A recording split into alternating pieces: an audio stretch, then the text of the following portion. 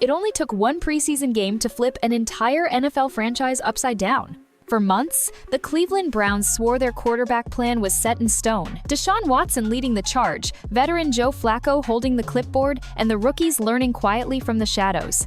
But then, a fifth-round rookie named Shedeur Sanders walked into the stadium, laced up his cleats, and turned that neat, carefully crafted plan into a firestorm. This isn't just another feel-good underdog story. It's a tale of locker room politics, front office gambles, and a rookie who dared to break the rules of the NFL's pecking order. And the way it happened? No one in Cleveland saw it coming. It only took one preseason game to flip an entire NFL franchise upside down. For months, the Cleveland Browns swore their quarterback plan was set in stone. Deshaun Watson leading the charge, veteran Joe Flacco holding the clipboard, and the rookies quietly learning from the shadows. But then, a fifth-round rookie named Shedeur Sanders walked into the stadium, laced up his cleats, and turned that neat, carefully crafted plan into a firestorm. This isn't just another feel-good underdog story, it's a tale of locker room politics, front office gambles, and a rookie who dared to break the rules of the NFL's pecking order. And the way it happened? No one in Cleveland saw it coming. Because at the start, everything looked perfectly predictable. Watson was the face of the franchise, the $230 million man. Flacco? The dependable veteran insurance policy. And the rookies? Well, they were supposed to learn, take mental notes, and maybe throw a pass or two in garbage time if the stars aligned. That's the way it works in the NFL. Fifth-round rookies don't walk in and demand attention. They don't shake depth charts. They don't make the owner raise his eyebrows after one practice. When Andrew Berry, the Browns GM, called Sanders' name on draft day, the reaction wasn't exactly a standing ovation. Some fans saw it as a publicity stunt, a way to attach a famous football name to the roster. Scouts whispered that Cleveland had bigger needs. Even in the team's own war room, the vibe was tense. Owner Jimmy Haslam didn't exactly put his arm around Berry's shoulder and celebrate. Instead, he made it clear this was Berry's call. Translation: if it blows up, it's on you. So the plan was simple. Sanders would live at the bottom of the depth chart, run the scout team, and wait his turn for a year or two. Clean, controlled, predictable. At least that's what everyone thought. Until the rookie's very first game burned that plan to ashes. From the very first snap, it was clear Shedeur Sanders hadn't read the rookie script. There were no shaky hands, no happy feet, no welcome to the NFL panic throws. Instead, he walked into that preseason huddle like he'd been here before, calm voice, steady eyes, total command. On his opening drive, he didn't just complete passes, he dissected the defense. A quick out to the sideline, a slant in perfect stride, then a deep shot that dropped into his receiver's hands like it had been GPS locked. By the time the dust settled, Sanders had 2 touchdowns, 0 interceptions, and a passer rating north of 106. Those aren't promising rookie numbers. Those are make your coaches question the depth chart numbers. And they weren't just the result of lucky throws. His pocket presence was surgical, sliding away from pressure, stepping into throws, and knowing exactly when to get rid of the ball. No panic, no wasted motion. Every snap looked like it had been rehearsed 100 times. Up in the GM's box, Andrew Berry was trying very hard not to smile too wide. This was the exact vision he'd had when he gambled on Sanders in the 5th round, a young quarterback with elite decision-making, a lightning-fast football IQ, and the confidence to play like he belonged. But down on the sideline, head coach Kevin Stefanski's reaction told a different story. His post-game comments were pure coach speak. He did some good things. Still a lot to clean up. We'll look at the tape. Translation? I'm not touching this quarterback controversy with a 10-foot pole in August. Because here's the thing, when a coach avoids too much praise, it's either because he thinks the performance was a fluke or because he knows it wasn't, and that scares him more than he'll admit. The fans, of course, didn't wait for the film session. By the next morning, Cleveland was buzzing. Half the city wanted him starting by week 1. The other half called it an overreaction. But in Berea, one thing was already clear. The development plan for Shedeur Sanders had just been ripped to shreds. In the days after Sanders' debut, the Browns' official stance was simple. Nothing's changed. Watson was still Cubone. Flacco was still the veteran backup. Rookie Dylan Gabriel was still the project for the future. And Sanders? He was just another young arm to develop. At least, that's what they said out loud. Behind closed doors, the air was different. coaches started slipping extra notes into Sanders' film sessions. Position groups lingered after meetings to talk through his reads. Even defensive players, guys with no reason to care who played quarterback, were whispering about the way the rookie could throw a seam route before the safety even moved. This wasn't rebellion, it was respect. And respect spreads fast in an NFL locker room. Kevin Stefanski, though, wasn't ready to rewrite the depth chart. He'd spent months building his offense around Watson and Flacco. Changing now would mean admitting the preseason plan might have been wrong. That's not a move coaches make lightly, especially with a $230 million quarterback sitting in the locker room. Meanwhile, Andrew Berry was playing the long game. The GM didn't push for Sanders to get more reps publicly, but he was watching every practice rep like it was a playoff drive. Every perfect read, every lightning-quick release, every veteran-caliber throw, Berry filed it away. The fans were just as divided. Some shrugged off the debut as just preseason against vanilla defenses. Others swore Cleveland had found lightning in a bottle and couldn't afford to let it sit on the bench. Local sports radio turned into a daily referendum on whether the Browns should ride the hot hand or stick with the safe plan. Inside the building, the whispers got louder. Receivers started telling each other, "Man, the ball just gets there faster with Shedeur." Linemen talked about how quickly he called protections. It wasn't mutiny, not yet. But the seeds had been planted. And all it would take was one crack in the plan for those seeds to grow into something Stefanski couldn't ignore. The crack came faster than anyone expected. Week 3, Browns on the road against the Titans. The offense looked like it was running in quicksand. 3 drives, 3 punts. No rhythm, no spark, nothing to make Tennessee's defense even break a sweat. Midway through the second quarter, it happened. Deshaun Watson scrambled out of the pocket, tried to pick up a few yards with his legs, and took a shot to the ribs. Nothing career-threatening, but enough to keep him out for at least a series. And just like that, Shedeur Sanders was trotting onto the field. From his very first snap, the energy shifted. Shotgun formation. He looked off the safety, fired a 22-yard strike to Amari Cooper on an in-breaking route. Next play action to Nick Chubb, roll right, flick to David Njoku for 15 more. 2 plays, and Cleveland had already moved further than on any drive that afternoon. The drive stalled in the red zone, but Sanders had just done something more important than score. He'd woken the offense up. Sidelines that had been dead quiet a minute earlier were buzzing. Receivers were bouncing. Linemen were clapping him on the helmet. The Browns ended up losing that game by a field goal, but nobody was talking about the loss on Monday morning. They were talking about the rookie who came in cold, read the defense like a vet, and made it look easy. Andrew Berry didn't say much publicly that wasn't his style, but he made one subtle move that told you exactly what he was thinking. The very next week, the Browns' game plan included a Sanders package. It wasn't gadget plays or trick shots. It was a set of concepts built specifically around his strengths: quick reads, RPOs, deep sideline throws, and those rollouts where he could threaten to run.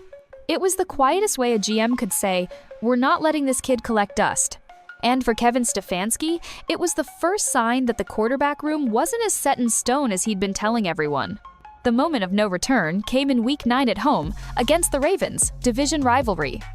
Playoff implications. The kind of game that can define a season. And for Cleveland, the first half was a nightmare. Deshaun Watson looked out of sync from the opening snap. 2 interceptions. One of them an ugly misread that Ravens safety Kyle Hamilton could have caught blindfolded. By halftime, the Browns trailed 17-6, and the crowd was restless. Up in the GM's box, Andrew Berry didn't have to say a word. He knew exactly what was coming. When the team jogged back onto the field for the second half, number 14 was in the huddle. The stadium didn't just cheer, it erupted. Sanders wasted no time making his case. On his first series, he uncorked a 34-yard rainbow down the sideline to Donovan Peoples-Jones, hitting him in stride for a touchdown. The place shook. Next drive? 10 plays, methodical, capped by a Nick Chubb plunge into the end zone. Suddenly, Cleveland led 20-17, and the Ravens were the ones scrambling for answers. From there, the momentum belonged entirely to the Browns. Sanders wasn't just throwing darts, he was controlling the tempo, audibling at the line, and diagnosing blitzes like he'd been in the league for a decade. When the final whistle blew, Cleveland had stolen a 27-23 win. In the post-game locker room, Sanders got the game ball. Cameras caught Watson clapping along, but the look in his eyes told the real story. This wasn't temporary anymore. For Kevin Stefanski, it was the nightmare scenario he'd been avoiding, a rookie quarterback outplaying his $230 million starter on the biggest stage of the season. Publicly, he said the usual, "We'll evaluate everything this week." Privately, his phone was blowing up with calls from Barry, Haslam, and even position coaches.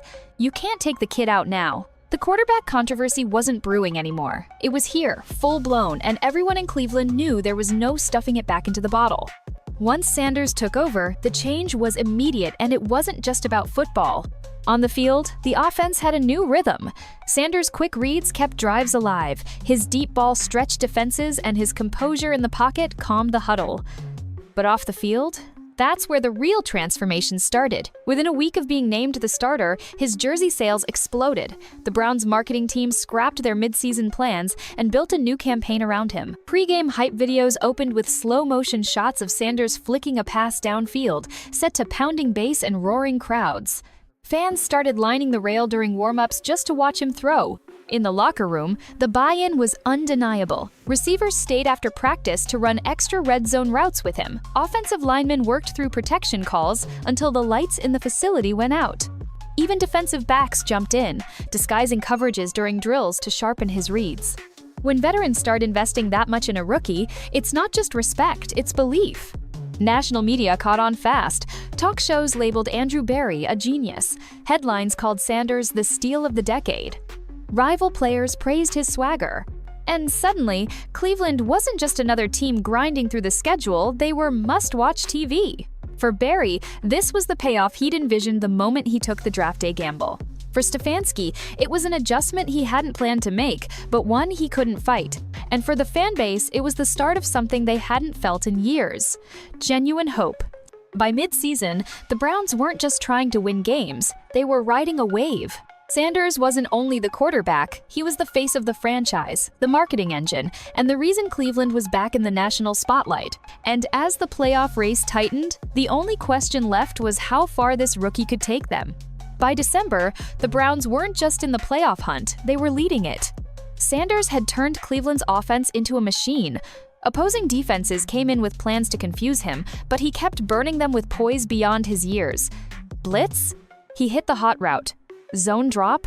He threaded it between the linebackers. Every week, the rookie seemed to level up. The turning point came in Week 15 against the Chiefs, a game everyone predicted would expose him. Patrick Mahomes was supposed to put the rookie in his place. Instead, Sanders went toe-to-toe with one of the best in the game. 4 touchdown drives. No interceptions. A final 2-minute march that set up the game-winning field goal as time expired. That win didn't just secure a playoff berth, it cemented his reputation. The whispers about him being a flash in the pan stopped. Now, people were asking if he was already one of the top quarterbacks in the AFC. Inside the locker room, the energy was unshakable. Veterans who'd been through years of heartbreak started talking openly about Super Bowl possibilities. Sanders didn't fuel the hype, he just smiled, studied film, and came back sharper each week. But everyone could feel it. This wasn't the same old Browns. In the wild card round, they drew the Steelers, a team that had haunted Cleveland for decades. Sanders played like he'd been waiting for this moment his whole life. 3 touchdowns, 0 turnovers, and a decisive 31-17 win that sent the dog pound into chaos. By the time they reached the AFC Championship game, Sanders was no longer just the rookie who'd saved their season. He was the leader, the tone setter, the guy everyone trusted when the game was on the line. And no matter what happened next, one thing was clear: he'd already changed the Browns forever. The offseason hit like a storm. Watson's future in Cleveland was suddenly uncertain, with whispers of trades swirling around the league. Andrew Berry doubled down on Sanders, restructuring the roster to build entirely around him. Endorsements piled in, his face plastered on billboards from downtown Cleveland to Times Square. Inside the locker room, there was no debate. Sanders was the guy. Stefanski retooled the playbook to fit his style, signaling a new era. For a city starved for hope, the rookie had done more than win games. He'd shifted the Browns' identity and maybe their destiny. If Sanders' rookie season was about proving he belonged, year 2 was about proving he could sustain it. From the moment the schedule dropped, every game felt like a test. Primetime slots, national coverage, playoff rematches. The NFL wanted to see if Cleveland's new golden boy was the real deal or just a one-season wonder. And with the spotlight came pressure. Opposing defenses spent the entire offseason studying his tape. They disguised coverages better, disguised blitzes deeper, and forced him into tighter windows.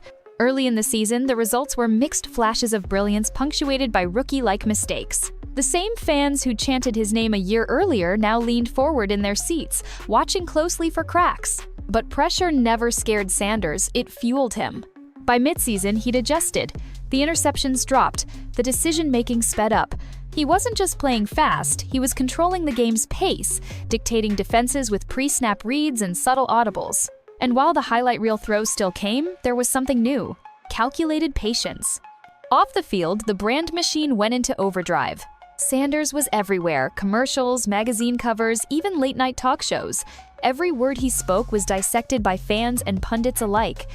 And that's where the real challenge lurked: the distraction factor. Could he balance being Cleveland's most famous athlete since LeBron with the grind of an NFL season? Inside the building, Stefanski and Barry kept the message simple: block out the noise, stick to the process. But they also knew this was more than just about football now. Sanders was carrying the city's hope, the franchise's future, and the weight of expectations he'd helped create. Every throw, every decision, every win or loss. Year 2 wasn't just about numbers, it was about proving that what happened in his rookie season wasn't a miracle. It was the start of an era.